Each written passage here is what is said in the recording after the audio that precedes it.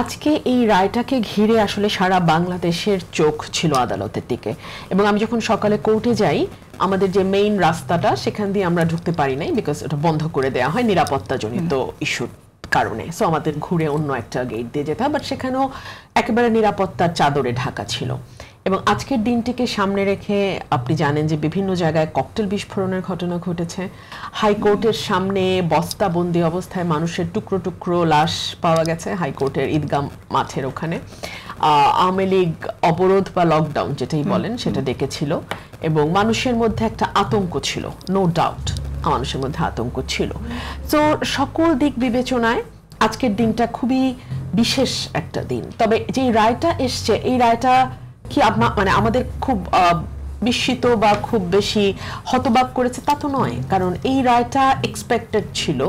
এবং শেখ হাসিনা নিজেও দেখলাম এই রায়ের পরে বলছেন তার সামাজিক যোগাযোগ মাধ্যমে, আমি যেটা দেখলাম যে এটা তো হওয়ারই কথা ছিল, এটা নিয়ে তো খুব অবাক হওয়ার কিছু নেই। গতকালকে বোধহয় তার সন্তান সজীব ওয়াজেদ জয় তিনিও এই ধরনের একটি কথা বলেছেন। তিনি আরো বলেছেন যে কিছুই হবে না তার মা, যেহেতু ভারতে আছেন, নিরাপদে আছেন, এবং তাকে নিরাপত্তা দেয়া হবে।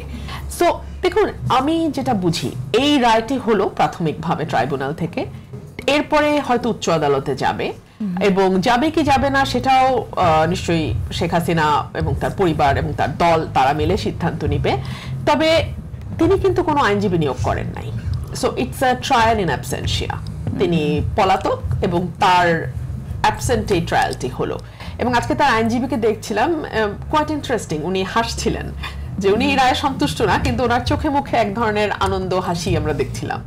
তো ঠিক আছে, এই রায়টা আমাদের কারোর জন্য খুবই আনএক্সপেক্টেড বা খুবই অবাক হওয়ার মতো রায় ছিল না। এটা মোটামুটি যাবজ্জীবন কিংবা মৃত্যুদণ্ড, এবং মৃত্যুদণ্ডটাই মোর লাইকলি, বিকজ আপনি যদি কমান্ড রেসপন্সিবিলিটির কথা চিন্তা করেন যে 1400 মানুষ মতান্তরে আওয়ামী লীগের তরফ থেকে বলা হচ্ছে যে 850-র বেশি তালিকা তো সরকার দিতে পারে নাই।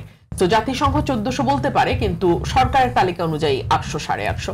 ধরুন 1400 বা 800, এই বাহাসটাও খুব হাস্যকর। যদি একজন হয় সেটা একজনও যদি হয়, ওটার শাস্তি কিন্তু সেম। সো এটা 800 হোক, 1400 হোক, বা 2 জন হোক বা 1 জন হোক, তাতে কিছু যায় আসে না।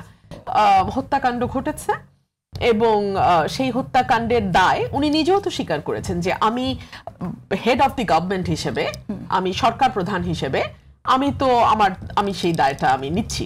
উনি খুব সম্ভবত উনি তো বেশ কয়েকটি ইন্টারভিউ দিয়েছেন বিদেশি গণমাধ্যমগুলোতে, তার একটাতে উনি এই কথা বলেছেন যে আমি ওই রেসপন্সিবিলিটি নিচ্ছি যে আমি হেড অফ দি গভর্নমেন্ট ছিলাম।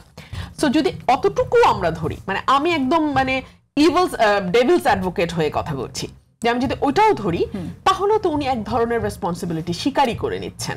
এবং তার সময়ে মানে 5ই আগস্ট পর্যন্ত তো শি ওয়াজ ইন চার্জ, তিনি তার দায়িত্বে ছিলেন। তো সেই পর্যন্ত ঘটে যাওয়া 850 মতান্তরে 1400, এটার দায়িত্ব ওনাকে নিতে হবে। এবং ওনার যিনি সেই সময় পুলিশ প্রধান আইজিপি ছিলেন মামুন সাহেব, উনিও তো রাজসাক্ষী হয়েছেন, এবং তিনি যথেষ্ট নিশ্চয়ই এভিডেন্স দিয়েছেন তার মানে সরকার পক্ষের যেই বয়ান সেটার সপক্ষে।